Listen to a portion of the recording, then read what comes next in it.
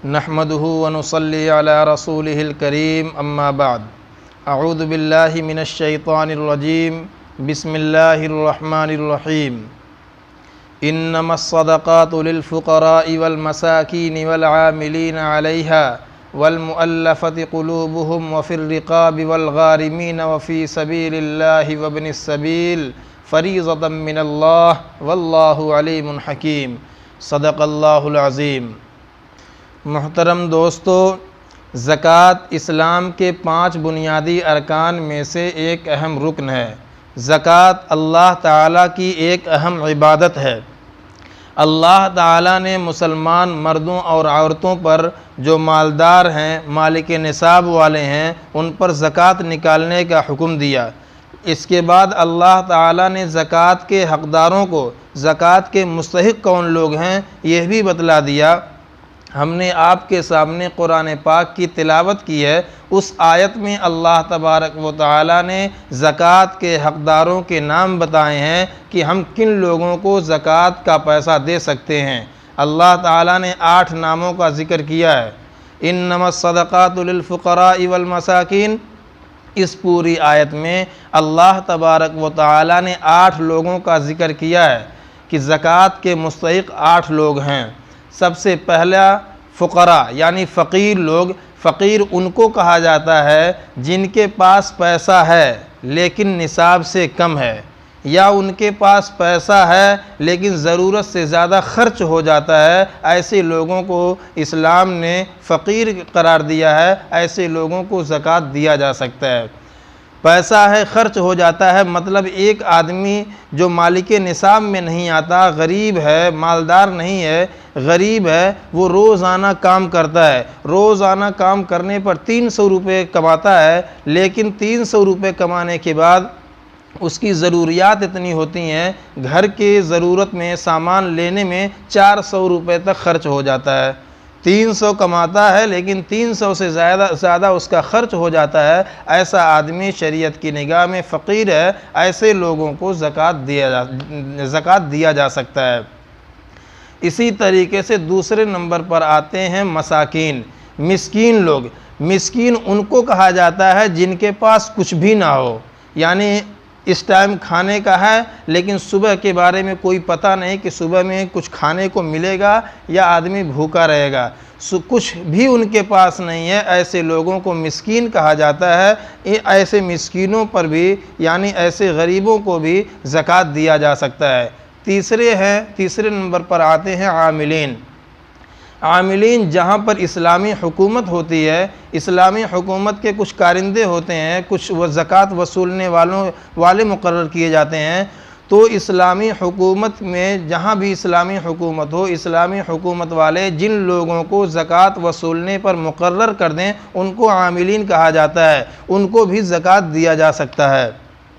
चौथे नंबर पर आता है मुअल्लफ़तुल क़ुलूब। मुअल्लफ़तुल क़ुलूब ऐसे आदमी को कहा जाता है जो पैदाइशी तौर पर मुसलमान नहीं था बल्कि काफिर था, लेकिन बाद में इस्लाम की खूबियों को देख करके, इस्लाम की बातों को सुन करके वो मुसलमान हो गया। लेकिन मुसलमान तो हो गया लेकिन वो मालदार नहीं है बल्कि गरीब है। तो ऐसे नए मुस्लिम को जो गरीब हो उसको ज़कात दिया जा सकता है, ज़कात दे सकते हैं, ताकि ऐसा नौ मुस्लिम आदमी जब उसको ज़कात की रकम मिलेगी तो कम से कम वो इस्लाम की खूबियों को और देखेगा, इस्लाम की खूबियों को खूब मुशाहदा करेगा और उसको अंदर से खुशी होगी कि देखो इस्लाम कितना अच्छा मज़हब है, इस्लाम कितना प्यारा मज़हब है कि गरीबों का ख़याल भी रखता है। उसके लिए इस्लाम और मुसलमानों की मोहब्बत उसके दिल में और ज़्यादा बैठ जाएगी। इसलिए मुअल्लफ़तुल क़ुलूब यानी नए मुसलमानों को भी ज़कात देना दुरुस्त है। रिक़ाब, उसके बाद 5वें नंबर पर आते हैं रिक़ाब। रिक़ाब कहते हैं वो ग़ुलाम कि जिसका मालिक ये कहे कि तुम मुझे इतने रुपया ला करके दे दो, 1 लाख रुपया ला करके दो, हम तुमको आज़ाद कर देंगे। तो ऐसा ग़ुलाम जिसका मालिक उसको पैसे पर आज़ाद करे, ऐसे ग़ुलाम को भी आप ज़कात का पैसा दे सकते हैं ताकि वो अपने मालिक को उसकी भरपाई करके अपने आप को मालिक से आज़ाद करा ले। छठवें नंबर पर आते हैं गारिमीन। गारिमीन कहते हैं मकरूज़ को, यानी ऐसा आदमी जो कर्ज़ में डूबा हुआ हो। मकरूज़ ऐसा आदमी जो कर्ज़ में डूबा हुआ हो। एक आदमी मालिक निसाब में आता है, मालदार है, उसके पास 1 लाख रुपए हैं, वो मालदार है, उसके ऊपर ज़कात वाजिब होती है, लेकिन वो 1.5 लाख रुपए का कर्ज़ है, 1.5 लाख रुपए उसके ऊपर कर्ज़ हैं। अब आदमी अगर 1 लाख में मालिक निसाब में पहुंचा है लेकिन उसके ऊपर 1.5 लाख रुपए कर्ज़ हैं, तो ऐसे आदमी को चाहिए कि वो अपने 1.5 लाख जो कर्ज़ हैं उन कर्ज़ों को अदा करने को कोशिश करे, फिर जितना कर्ज़ बचे। अब वो आदमी गरीब हो गया, ऐसे मकरूज़ आदमी को, ऐसे कर्ज़ में डूबे हुए आदमी को भी हम ज़कात की रकम दे सकते हैं। 7वें नंबर पर आते हैं फ़ी सबीलिल्लाह।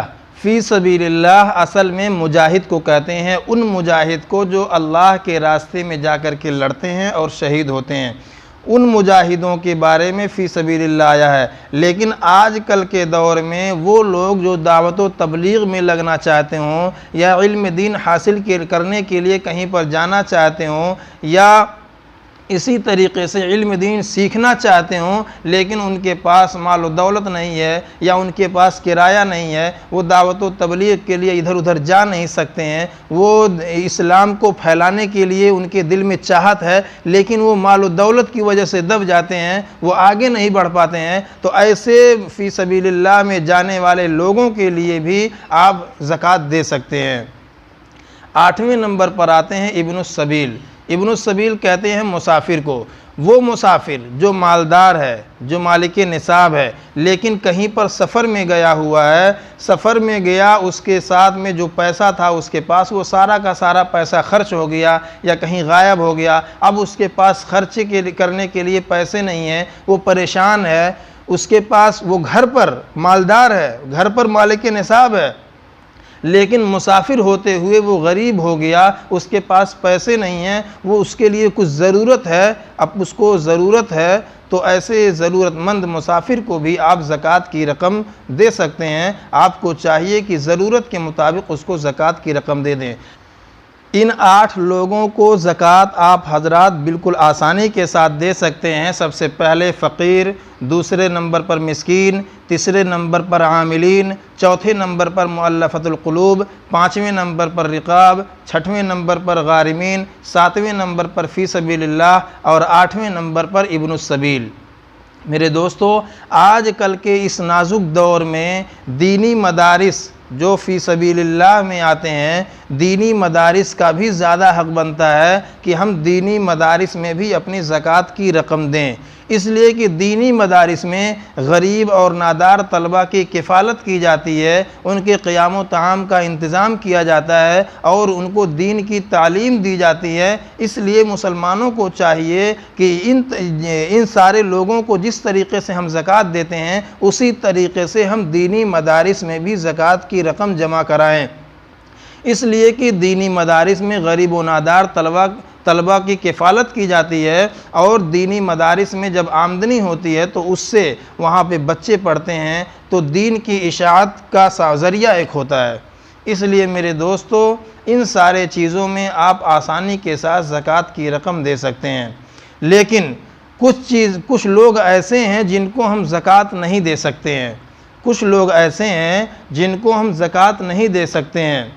हुज़ूर अकरम सल्लल्लाहु अलैहि वसल्लम की 5 किस्म की औलाद हैं, आले अली, आले अकील, आले जाफ़र, आले अब्बास और आल हज़रत हारिस इब्न अब्दुल मुत्तलिब। ये 5 किस्म की औलाद हुज़ूर सल्लल्लाहु अलैहि वसल्लम की हैं। इनको ज़कात की रकम नहीं दी जा सकती है, चाहे जितने भी गरीब हो जाएं। आजकल बहुत सारे लोग मसला पूछते हैं, क्या हम सैयद को ज़कात की रकम दे सकते हैं? मेरे दोस्तों, सैयद के बारे में भी आता है कि हज़रत हसन और हुसैन रज़ी अल्लाह अन्हु की ख़ानदान है। कुछ लोग कहते हैं कि हज़रत अली रज़ी अल्लाह अन्हु की ख़ानदान है, तो सैयद को भी ज़कात नहीं दे सकते हैं। यानी ये हुज़ूर सल्लल्लाहु अलैहि वसल्लम की ख़ानदान में आते हैं, औलाद में आते हैं। सैयद लोगों को, हाशमी लोग घरानों को हम ज़कात की रकम नहीं दे सकते हैं, चाहे जितने भी गरीब हों। गरीब से भी गरीब हों, उनको हम ज़कात की रकम नहीं दे सकते हैं।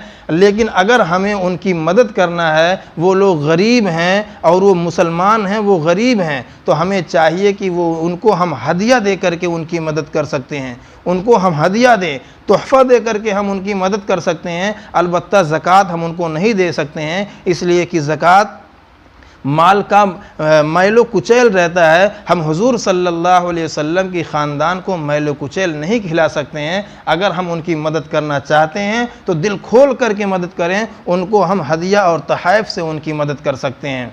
मेरे दोस्तों, इसके अलावा कुछ ऐसे लोग हैं जिनको हम ज़कात की रकम नहीं दे सकते हैं।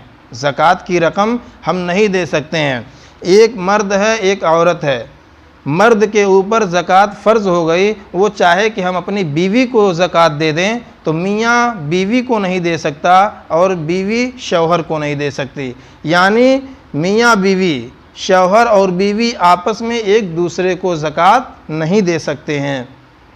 इसी तरीक़े से सबसे आसान तरीक़े से समझ लीजिए कि इन सारे लोगों को जो हमने आपके सामने ज़िक्र किया, इन सारे लोगों को आप ज़कात दे सकते हैं और आले रसूल को नहीं दे सकते हैं। और आपकी जो ख़ानदान है, आपके आबा व अजदाद वाली ख़ानदान और आपकी औलाद वाली ख़ानदान, यानी जिनके ज़रिए से आप पैदा हुए हैं और जो लोग आपसे पैदा हुए हैं, इन लोगों को आप ज़कात नहीं दे सकते हैं।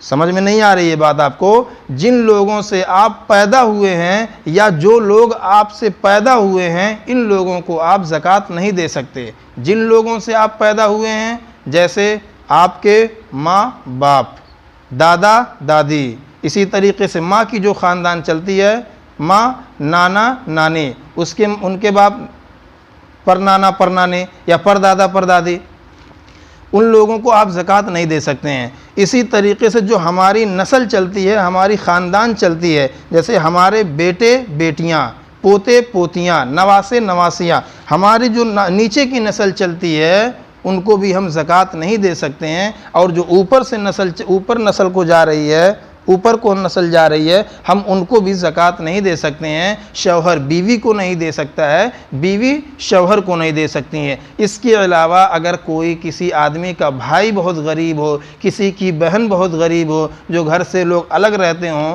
तो भाइयों को चाहिए कि अपने भाई की मदद करें।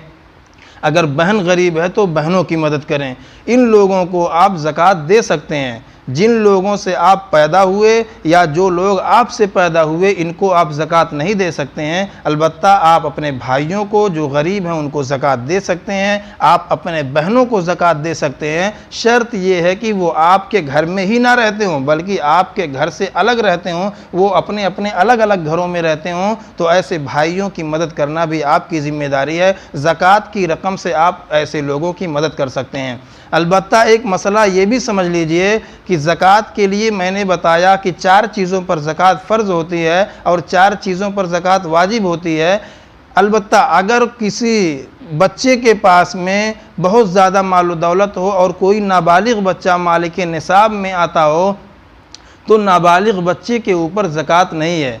मैंने ज़कात वाजिब होने की शर्तों में बताया था कि बालिग होना शर्त है। नाबालिग अगर कोई है तो नाबालिग के ऊपर ज़कात वाजिब नहीं होती है। ये मसला भी समझ लीजिए कि अगर मान लीजिए किसी बच्चे के वालिदैन ने किसी बच्चे के खाते में या बच्चे के नाम से कुछ पैसे जमा कर दिए हों और माँ बाप का इंतकाल हो गया, या वो ज़िंदा ही हैं, या उनके किसी चच्चा वगैरह उनकी देखभाल कर रहे हैं। अब चच्चा वगैरह सोचें या बाप सोचें कि हमने अपने बेटे के लिए इतना माल और दौलत इकट्ठा करके रखा है, इसमें ज़कात वाजिब होना चाहिए। तो याद रखिए कि नाबालिग के माल में, चाहे वो करोड़ों का माल हो, नाबालिग के माल में ज़कात वाजिब नहीं हो सकती है। जब वो बच्चा बालिग हो जाएगा तब उसके ऊपर ज़कात वाजिब होगी। अल्लाह तबारक व तआला इन तमाम बातों पर हम तमाम लोगों को अमल करने की तौफ़ीक़ अता फ़रमाए। आमीन। वमा अलैना इल्लल बलाग।